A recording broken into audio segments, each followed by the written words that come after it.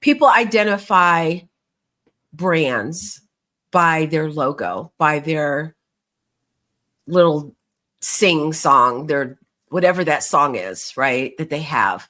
Like you see the swoosh, you think Nike.